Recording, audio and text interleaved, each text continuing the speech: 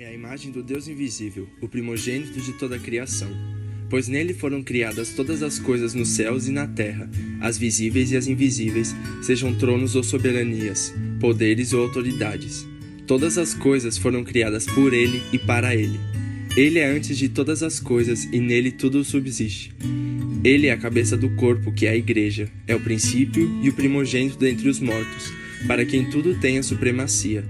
Pois foi do agrado de Deus que nele habitasse toda a plenitude, e por meio dele reconciliasse consigo todas as coisas, tanto as que estão na terra quanto as que estão no céu, estabelecendo a paz pelo seu sangue derramado na cruz.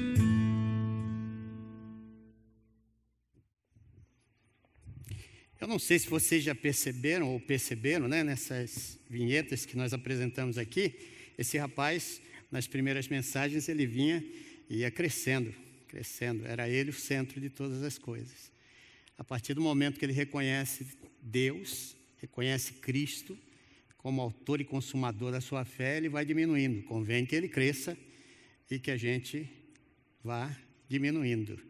Então, esse é o sentido de que o livro de Colossenses ele vem trazendo para a gente.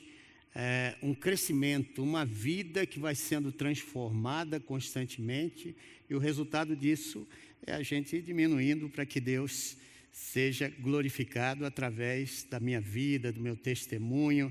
E aí você percebeu que desde o primeiro capítulo até o capítulo 4, já estamos terminando toda a série, Viver, ela vem demonstrando o que significa viver, até no campo de trabalho, se você é um empregado, se você é um empregador, ela vai trazendo as questões da vida, do dia a dia, o cotidiano de cada um de nós, nossas lutas, como nós vencemos tudo isso através de colocar Cristo como Senhor, viver como Ele numa sociedade como essa que nós estamos vivendo. Hoje eu gostaria de trazer aqui o tema de como nós podemos viver sabiamente. Isso aqui não tem muito a ver com o tanto de formação. Inteligência é diferente de formação. Eu tinha uma mãe que pouco sabia ler, escrever, mas uma mulher sábia. Às vezes, quando eu sentava aos pés da minha mãe e pedia para ela um conselho, que ela trazia coisas assim profundas para que eu refletisse e saía da minha casa com o coração cheio. A sabedoria é algo que você não aprende na escola. Na escola você se torna um bom intelectual. Na escola você tem uma formação muito grande, mas se a sabedoria, e essa sabedoria que nós estamos falando aqui, é uma sabedoria divina, que ela vai te transformando de dentro para fora, isso aqui vai trabalhando o teu caráter. E é isso que o livro de Colossenses ele vem trazendo para nós. Essa transformação que ela é divina, ela é sobrenatural. Existem coisas que eu não tenho como explicar que aconteceram na minha vida. A mudança do meu caráter, a mudança da personalidade, e algumas coisas que eu fazia que hoje já não passa, eu fico até envergonhado daquilo que fazia antes para aquilo que hoje eu faço, diante daquilo que eu venho aprendendo, daquilo que é sabedoria divina, não humana. Paulo ele dizia que eu vim conversar com vocês, não vim com sabedoria humana, mas vim com o Espírito Santo de Deus, esse Espírito que vai transformando você de dentro para fora. Você entende, assimila isso, faz com que essas verdades divinas, que vão contrárias muitas vezes aos planos humanos, e aí isso vai criando em você uma sabedoria que junto àquilo que você tem de formação, aquilo que você vai aprendendo na vida, isso aí se torna um exemplo incrível para uma sociedade como essa que nós estamos vivendo. Hoje no capítulo 4, vai falar um pouco sobre isso. E eu queria te convidar a abrir sua Bíblia, Colossenses capítulo 4, verso 2 ao verso 6. Diz o seguinte: perseverai em oração, velando nela com ação de graças, orando também juntamente por nós, para que Deus nos abra portas da palavra, a fim de falarmos do ministério de Cristo, pelo qual estou também preso, para que o manifeste, como me convém falar. Andai com sabedoria para com os que estão de fora, remindo o tempo. A vossa palavra seja sempre agradável, temperada com sal, para que saibais como vos convém responder a cada um. Paulo, quando ele escreve essa carta, ele não está numa situação tão boa, ele está preso. Isso aqui é uma das cartas da prisão. Ele está escrevendo aqui numa situação que qualquer um de nós, olhando a situação dele, estaríamos orando: Senhor, o liberte. Senhor, tira esse homem da prisão. Esse homem é tão especial para estar na prisão. Mas não é isso que Paulo está pedindo para a gente aqui. Ele está dando para nós algumas instruções muito interessantes. Aqui são dois aspectos importantes que ele vai falar, que todo cristão deve observar. Primeiro, uma vida de oração, e depois, e ele fala que não é apenas tempos de oração, mas ele fala aqui de continuamente em oração. Algo que não para, é intenso. E se você pega o grego, a língua original em que essa palavra é falada, esse texto é falado, você vai ver que a coisa aqui é muito forte. É como se você tivesse que viver o tempo todo refletindo sobre as coisas que você sabe que Deus quer que você reflita. Sobre aqueles valores. Não é andar com os olhos fechados o dia inteiro. Não é você arranjar no tempo do trabalho um tempinho para ficar orando. Não é nada disso. Mas essa reflexão que nós fazemos no dia a dia, em todos os lugares, aquela mesma reflexão que Daniel ele faz quando está diante do rei Artaxerxes, e o rei pergunta para ele: o que você quer que eu te faça?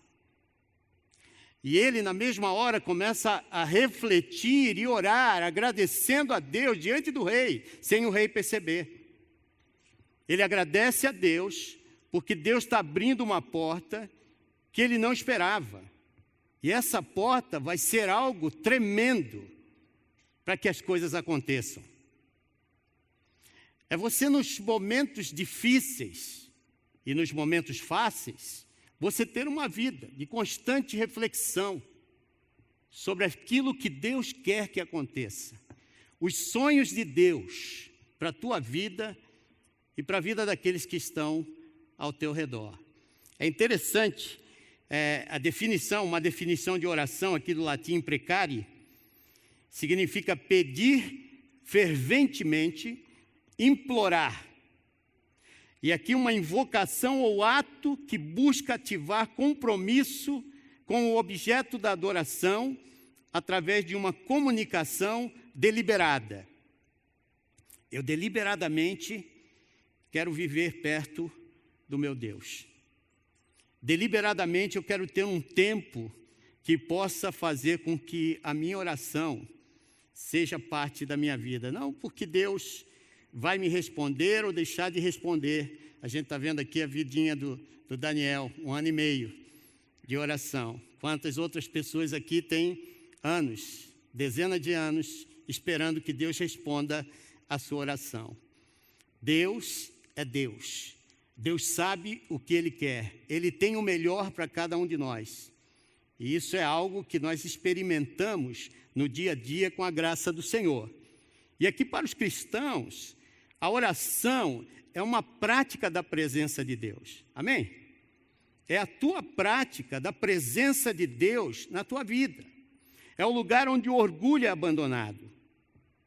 É interessante isso aqui, porque quando eu tenho uma vida de oração, isso significa que eu estou levando em consideração o poder de Deus, a onisciência de Deus, a onipresença de Deus, que Ele está diante de todas as coisas, que Ele vê todas as coisas, que Ele sente aquilo que eu sinto, que antes dos meus pensamentos entrarem em prática, Deus já conhece todas as coisas. Amém, irmãos? Quando estou orando, eu estou levando em consideração os atributos de Deus. um Deus que existe, um Deus presente, um Deus que anda comigo sempre, um Deus que promete: nunca te deixarei, nunca te abandonarei. Um Deus que está conversando comigo através da sua palavra, que com palavras ou sem palavras, e aqui está, com palavras ou sem palavras, eu posso estar adorando, me comunicando, e Deus está me entendendo, e Ele traduz através do seu Espírito tudo aquilo que eu estou sentindo. Podemos dar uma glória a Deus? Isso aqui não é negócio pequeno, irmãos. Nós não temos um Deusinho, não. O meu Deus, o teu Deus, antes de você pensar qualquer coisa, Ele é o Deus presente constantemente. Por isso que quando a gente vive uma vida de oração, algumas coisas você vai perceber sobre você e sobre as pessoas ao redor. Quando Paulo está dizendo: orem por mim, orem incessantemente, ele dá primeiro uma instrução que todo cristão precisa orar incessantemente. Eu sei, irmãos, que a coisa mais difícil para mim é parar um tempo para ficar orando. Para você é assim também? Para mim é difícil, porque os afazeres da vida vai tirando toda a nossa atenção. Se você deixar, você vai ver que a tua mente divaga. E conforme a tua mente está divagando, você está perdendo esse tempo. E muitas vezes nós perdemos tempo pensando em coisas que não são de Deus. Nós somos levados a olhar coisas que não vão agradar o Senhor. Imagina se cada minuto desse, colocado junto, para que a gente reflita sobre aquelas coisas que Deus está querendo para esse mundo, para a minha vida, isso vai fazer uma diferença muito grande em termos de quem eu sou. Eu já me deparei, às vezes, orando por alguns temas e achando assim: bom, Deus vai fazer isso com aquela pessoa. Eu não sei se só eu que já orei contra alguém. Você já orou contra alguém? Seja sincero, a gente às vezes, né, fica orando: Senhor, põe a mão sobre aquele. Queima, Senhor. Deus deve pensar assim: eu tenho mais o que fazer, viu, do que ficar escutando uma oração dessa. Porque o primeiro que seria queimado, porque tem muita gente orando, né, contra a gente. Imagina, eu orando pelos outros e tem muita gente orando por mim também. E está um bocado de gente queimadinha aqui, tostadinho. Eu já me deparei em momentos que eu estou orando, que eu tenho que pedir perdão a Deus. Eu vou com tanto ímpeto orando por determinadas coisas que eu quero que aconteça, e Deus está querendo trabalhar em mim paciência, paz, amor, graça,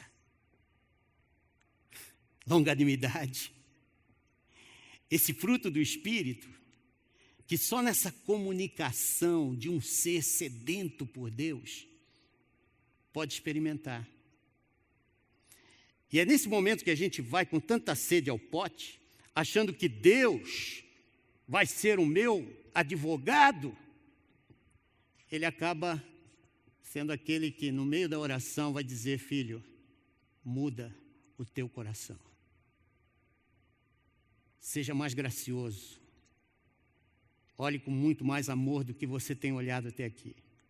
Então a oração, irmãos, é um momento em que você deixa de ser arrogante para ser humilde. Porque você está diante do Rei dos Reis, Senhor dos Senhores, o soberano Deus. E quando nós chegamos diante desse Deus, não há nada que te deixe de pé, porque Ele é Deus, é Senhor, e Ele conhece o nosso coração.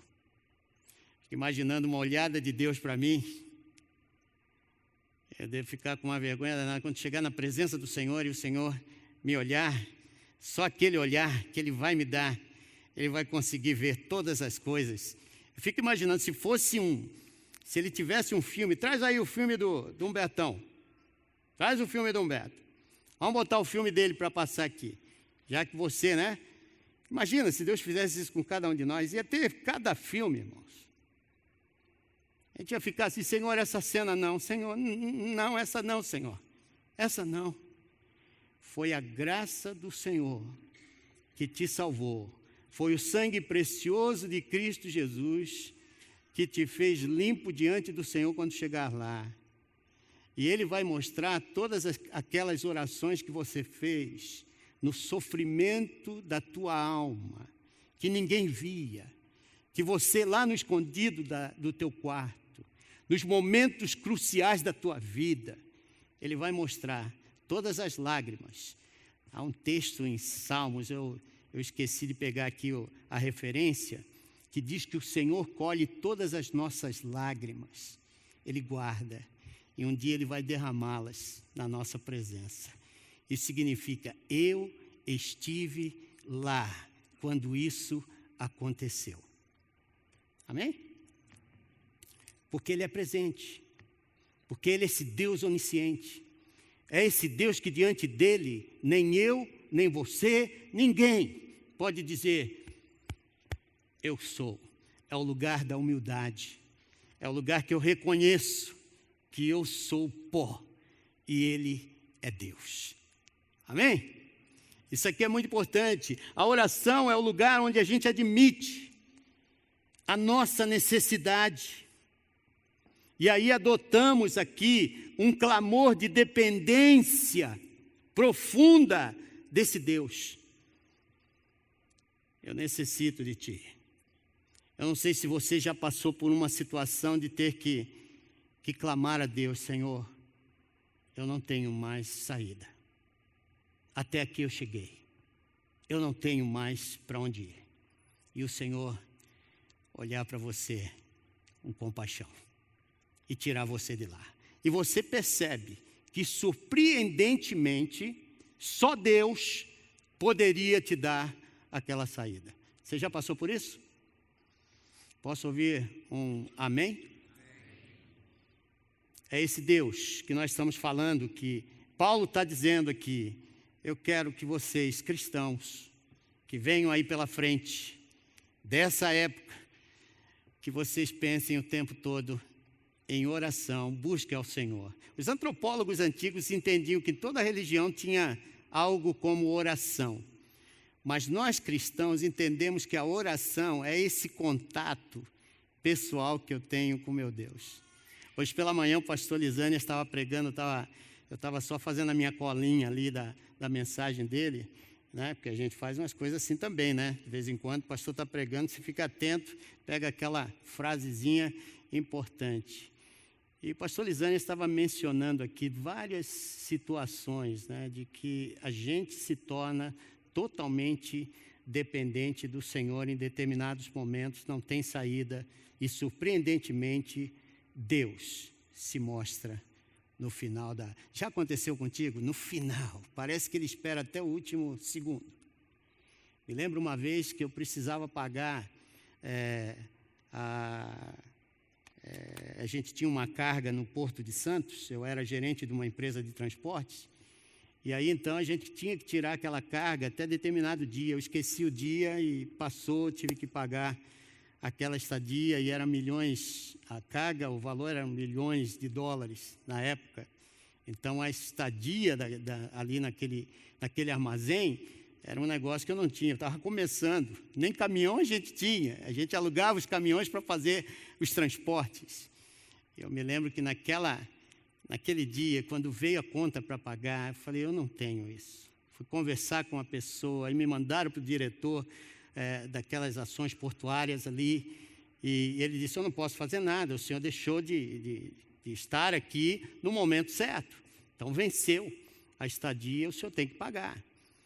E aí foram me jogando para um, para outro. No final, teve um senhor que me atendeu, e eu não sabia mais o que fazer senão me humilhar. E dizer para aquele homem, o senhor vai me perdoar, mas eu não tenho o que fazer, como pagar isso. Eu estou numa situação aqui que, se o Senhor não me perdoar, são alguns minutos que eu deixei. Eu errei. E no final aquele homem olhou para mim, eu acho que ele teve uma pena tão grande de mim, e aí assinou lá o documento e pediu para que me entregassem aquela carga. Que experiência de você ter que se humilhar de uma tal forma. Mas é assim, na presença de Deus há momentos que não importa quem você é, qual é a tua formação, o que você fez na vida, quanto você tem no banco. Tem horas que não há dinheiro que pague aquilo que só Deus pode fazer por mim e por você. Estamos juntos, irmãos? Não há nada que possa dar a saída, senão você está tranquilamente desabafando, tirando de dentro aquelas cargas que só Deus pode ouvir e só Deus pode te responder, te abraçar e te dar o descanso que você precisa. Então, oração é isso. Oração é a prática do cristão necessitado. A oração é o exercício da fé e da esperança. A oração é o privilégio de você tocar o coração do Pai através do Filho, nosso Senhor e Salvador Jesus Cristo. Então, essa oração nossa aqui do crente é algo que tem que ser perene, tem que ser contínua. A oração é a palavra que significa aqui ser constante, perseverante, intenso no meu clamor, na minha petição. Porque tem vários tipos de oração. Tem horas que eu estou orando, pedindo a Deus por alguma coisa. Nunca me esqueço de orar pelo meu pai, pela minha mãe. Um faleceu 2 meses do outro. Tem hora que você orar, eu já preguei isso aqui. Quando você ora pedindo a Deus que seja feita a tua vontade, aqui entre nós todos é uma coisa. E quando tudo está bem, é uma coisa. Mas quando você vai orar, seja feita a tua vontade, quando as coisas não estão bem, quando você tem alguém no hospital, na UTI, quando tem um Danielzinho, é outra coisa. Eu me lembro que naquelas noites em que disseram que meu pai estava morrendo, eu orava a Deus, Senhor, eu não queria orar, seja feita a tua vontade. Eu queria orar qualquer outra coisa. Senhor, faz a cura. E orei por isso. Mas não foi feito. Meu pai foi embora. Depois de 2 meses, a minha mãe. Orei a mesma coisa. Senhor, seja feita a tua vontade. Mas a vontade era aquela que eu tinha. Deixa minha mãe ficar comigo mais um tempo. E não aconteceu. Ela foi embora. 2 meses, um do outro. Mas Deus sabe o que era melhor para minha mãe e para o meu pai. 70 anos de casados, um com 93 anos, o outro com 86.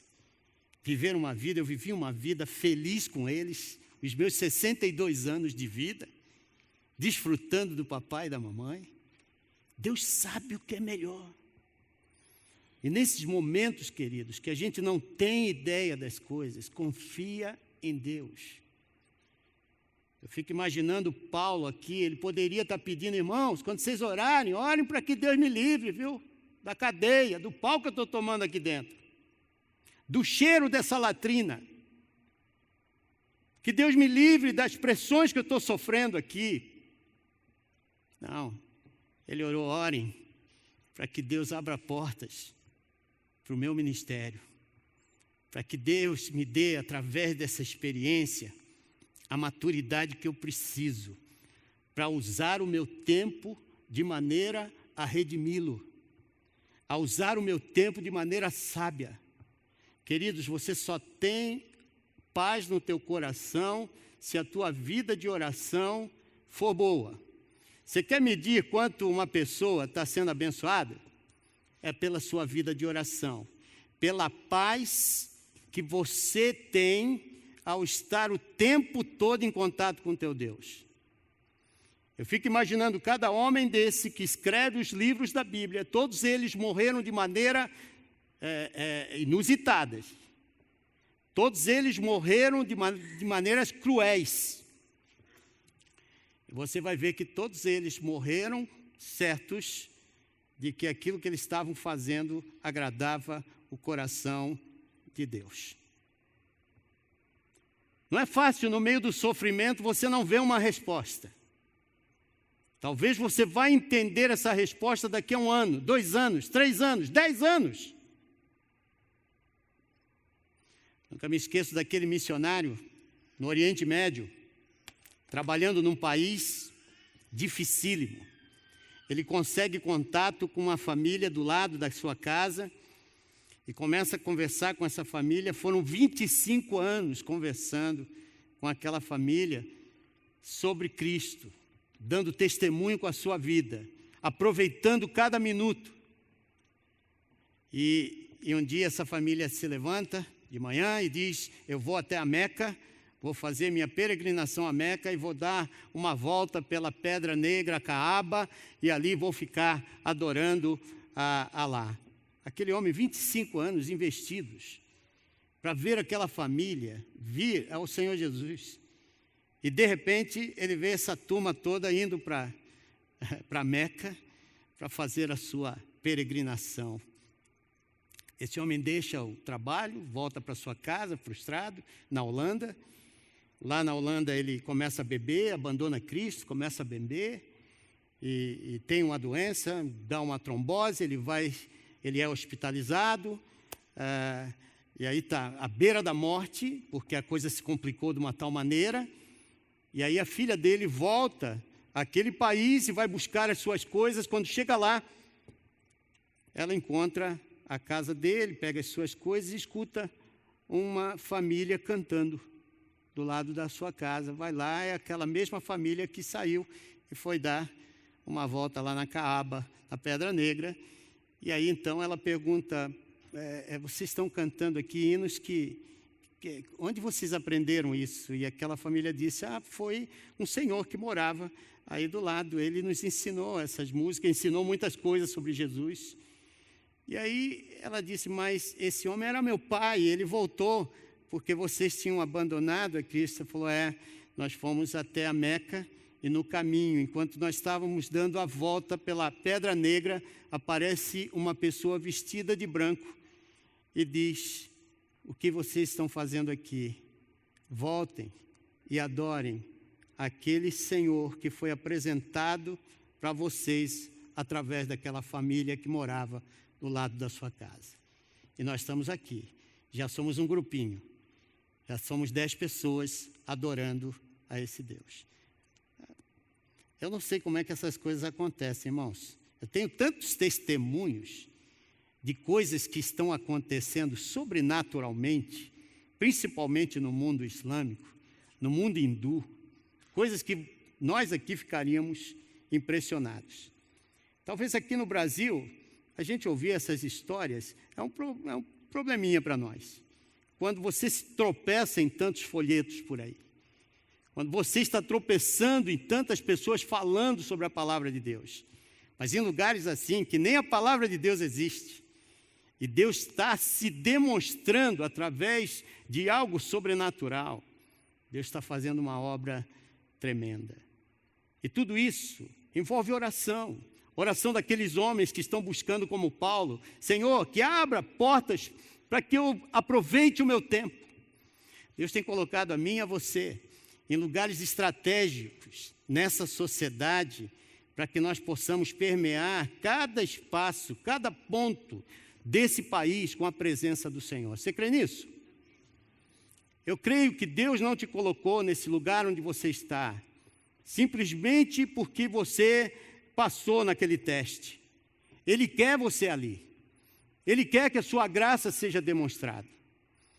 É assim como Paulo está pedindo: orem por isso, para que cada oportunidade que apareça, para que cada momento que for dado para você demonstrar, com ações, com atitudes, com demonstração de amor, que você faça isso, que eu faça isso. E aí nós vamos tocando os corações das pessoas com aquilo que Jesus quer que nós sejamos. Por isso que eu estou dizendo que uma forma da gente medir o quanto de paz a gente consegue ter no meio da luta, no meio das dificuldades, é pela nossa vida de oração, pela nossa comunhão com o Senhor, pelo quanto do Senhor está em nós, através dessa intimidade. Eu fico percebendo, quanto mais tempo eu tenho com a minha esposa, mais jeitinho dela eu vou pegando, argentino. Tem coisas que ela tem, que ela faz, que hoje eu já não consigo mais viver sem. Uma das coisas que levou meu pai a falecer foi perceber a minha mãe doente. E aquilo para ele é 70 anos de casado. E ele começa a ficar doente por causa da minha mãe doente. E minha mãe vai embora porque meu pai foi embora. 70 anos. Isso aqui é raridade num contexto como esse, se não houver oração. Queridos irmãos, o diabo está doido para separar a tua casa.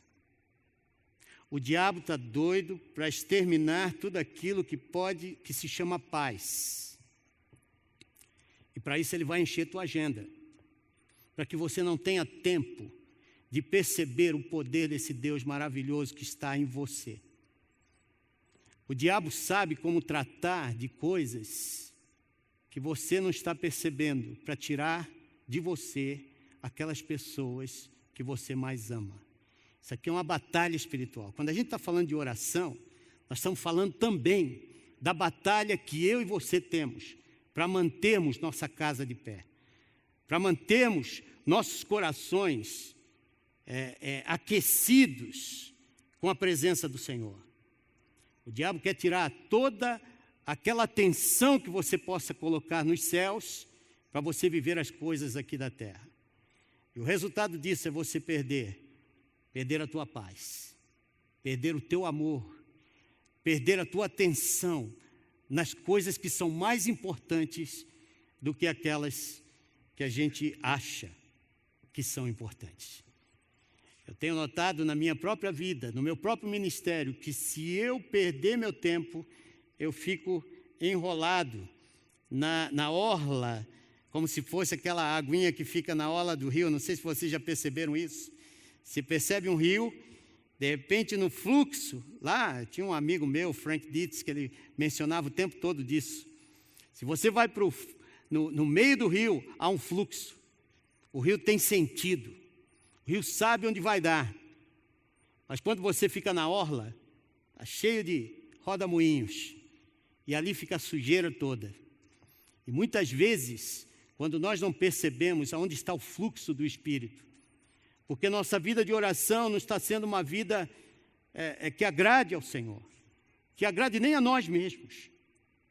Então nós ficamos enrolados nas coisinhas do dia a dia, naquilo que vai tirando a nossa paz. E a gente vai perdendo o foco de que o verdadeiro sentido da vida está em olharmos a palavra de Deus e buscarmos aquilo que Deus quer, para que a nossa vida tenha verdadeiramente sentido no mundo que não tem mais sentido. Eu olho para a sociedade nos dias de hoje, como está precisando de oração. Amém, irmãos? Como nós precisamos de gente que dê exemplos. Como nós precisamos de famílias que possam ir de encontro a tudo isso que está sendo apresentado para nós. A gente não percebe que tudo isso é uma agenda que começa lá em cima, na ONU, nas discussões, nas resoluções aprovadas, sobre todos esses temas que você vê, Rede Globo e tantas outras redes de televisão, apresentando para a gente. Esses tudo são projetos de transformação, porque se toca a família, se você redefine a família, você começa a colocar dúvidas sobre Deus. Família é coisa divina. Família nasce na eternidade. É Deus quem institui a família. Isso aqui não é uma instituição humana. Deixa o homem, seu pai e sua mãe, una sua mulher, e os dois serão uma só carne. E é esse Deus que vem trabalhando esse conceito, de geração em geração, fazendo com que eu e você tenhamos alegria. Eu tenho alegria de ter a minha pequena família. Tenho meus problemas. Aliás, me casei com uma argentina, como vocês viram no outro dia aqui. Tenho os meus problemas. Ela tem o problema dela de ter casado com um brasileiro.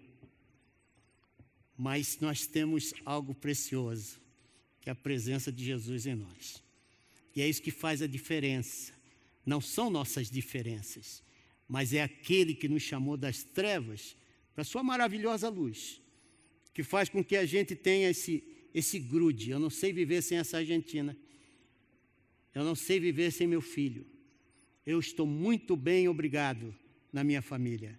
E nós precisamos declarar isso para essa sociedade. Isso se faz com uma vida de oração, para que Deus nunca deixe aquelas novelas, aquelas ideologias que vão aparecendo e quebrando o teu relacionamento, colocando dúvida na vida dos seus filhos. Converse com seus filhos, orem pelos seus filhos. A minha esposa diz uma coisa que eu acho fantástica. Ela sempre diz que aonde estão 2 ou 3 reunidos no nome do Senhor, aí o Senhor está. Não há um relacionamento mais atacado pelo diabo, senão o casamento. Porque se 2 estão reunidos em oração, buscando a presença de Deus, Deus vai abençoar a tua casa. Deus vai dar para você a bênção de ter uma família feliz. É promessa do Senhor. Logicamente que nada vai garantir que meu filho siga o meu Deus. Nada. Mas tudo garante quando eu invisto o meu tempo, quando eu invisto o meu esforço em oração, em ensino, em presença na vida do meu filho, na vida da minha esposa. A vida de oração te traz sabedoria. E é isso que nós queremos te apresentar aqui essa noite através desse texto. O Senhor pede que você ore incessantemente, ardentemente, ferventemente. E quando as coisas ficarem ruins, ore muito mais. Caminhe pelas ruas orando, buscando a Deus. Orando pelas coisas que você vai fazer. Quando você acordar pela manhã, tenha um tempo com o Senhor. Acorde um pouquinho mais cedo. Tenha um tempo com Deus. Ore, busque, entregue a tua família, entregue o teu dia. Você vai ver grandes diferenças nas horas que você tem que lidar, que é o verso 6. Quando você falar com as pessoas, você vai ver graça saindo pela tua boca. Você vai ver quem é que está verdadeiramente controlando o teu ser. Irmãos, tem horas que a vontade é você sair pegando todo mundo, principalmente quando você lida com pessoas que não têm o Senhor, mas é para elas que Deus está colocando eu e você nesse mundo. E Paulo está dizendo aqui, sejam graciosos no falar, sejam graciosos no seu contato com aquelas pessoas que não têm Cristo no coração. Não é fácil. Me lembro de um homem que muitas vezes ele me xingava, porque o filho dele queria trabalhar na missão que a gente gerenciava naquela época. Então, quando eu aparecia na casa dele, ele já vem essa coisa ruim aqui. Eu era coisa ruim. Um dia ele quebrou as pernas e os 2 braços. Aí estava no hospital, né, do jeitinho que Deus gosta. Com as mãos para cima, os pés também, né, engessado. Aí eu falei, rapaz, você está do jeito que Deus gosta. E aí fiquei ali conversando com ele, foi um tempo gostoso. No final das contas, ele gostava de mim, viu, Alexandre? O cara gostava de mim. Porque eu orava por ele. Independente do que ele fazia, eu orava por ele. Quando ele sai dali, ele era um fazendeiro bem grande lá em Pederneiras. E esse homem matou um boi e fez uma festa e falou, eu quero que Humberto esteja aqui com a gente. Ele era um dos únicos que ia lá no hospital para estar comigo e ficar comigo e orar por mim. Irmãos, eu nem percebi isso. A verdade, eu estava doido, era para dar uma quebradinha naquele gesso. Mas é o Senhor que faz certas coisas na gente. Não é a tua força, mas é essa intimidade de uma vida de oração, de uma vida que quer se aproximar ao Senhor, que faz com que você tenha força, faz com que você tenha atitudes, que você se quebre para fazer a paz se instalar. Porque é a paz de Cristo que deve dominar os corações humanos. Amém? Oração para uma vida sábia. Oração para que você aguente. Oração para que a tua casa seja abençoada. Oração para que você tenha paz. Oração de corações sedentos por Deus.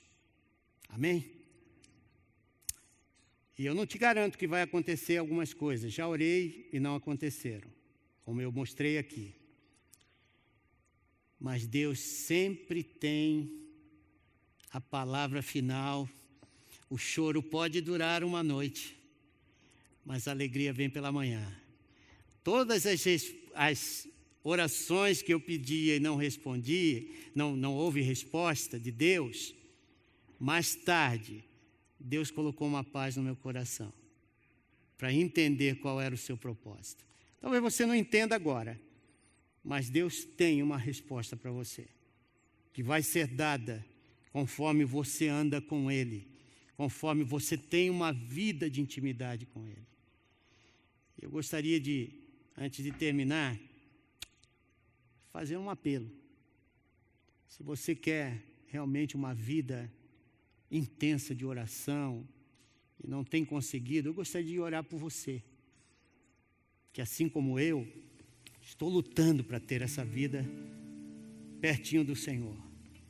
E quanto mais perto do Senhor você vai ficando, mais sensível às coisas espirituais você vai percebendo.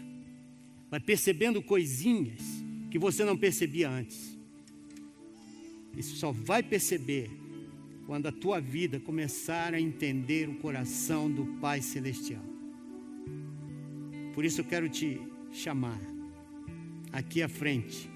Se você quer ter uma vida intensa de oração, de busca pelo Senhor, que Ele trabalhe o teu coração ao ponto de você começar a ver resultados ao redor, a tua casa, teu trabalho, tua família. Eu quero orar por você. A oração é a dedicação de um coração necessitado. Oração não é para arrogante. Oração é para gente humilde, né? Que reconhece que Deus é Deus. Nós somos apenas servos, né? Apenas servos.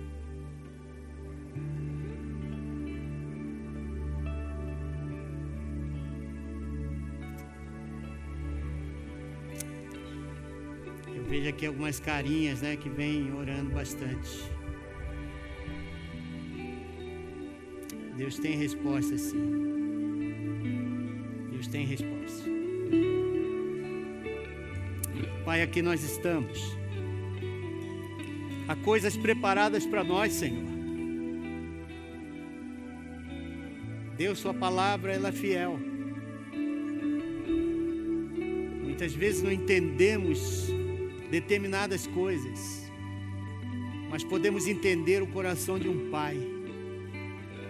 De um pai que ama, de um pai que olha para nós com o coração, muitas vezes, quebrantado, Senhor, de não darmos tanta atenção para Ti, de não olharmos para Ti como deveríamos. Pai, a gente quer mudar a nossa história, a gente quer mudar a nossa sorte, uma intimidade contigo, Senhor, tal, que apenas olhando a Tua palavra a gente sinta o Teu coração, Senhor. Ó Deus, faz isso, para que nós possamos aqui, Senhor, experimentar a boa, perfeita e agradável vontade de Deus para a nossa vida. Faz isso, Pai. Dá-nos a Tua graça, de podermos, Senhor, intensamente vivemos esses momentos contigo, para podermos usar, Senhor, cada tempo da nossa vida sabiamente. Que as nossas decisões sejam pautadas pelas orações que nos tragam paz. Que, Senhor, cada relacionamento nosso seja pautado pela Tua presença, em oração. Não permita, Senhor, que nada que façamos saia do crivo, Senhor, do Teu pensamento, do Teu sonho para a nossa vida. E para isso, Pai, queremos viver mais próximo de Ti, mais íntimos a Ti, Senhor, conhecendo o Teu coração. Faz isso para nós, Pai, porque Tu és esse Deus maravilhoso, um Pai amoroso, que fica na janela esperando Teus filhos de volta. Aqui estamos, Senhor, prontos para Te ouvir. Trata-nos, Senhor, como Teu filho e dá-nos, Senhor, a Tua paz. Que a nossa vida seja demonstrada para o mundo pela paz que sentimos por andar junto contigo. Para a honra e glória do Teu nome, Jesus, é que nós pedimos isso. Amém e amém.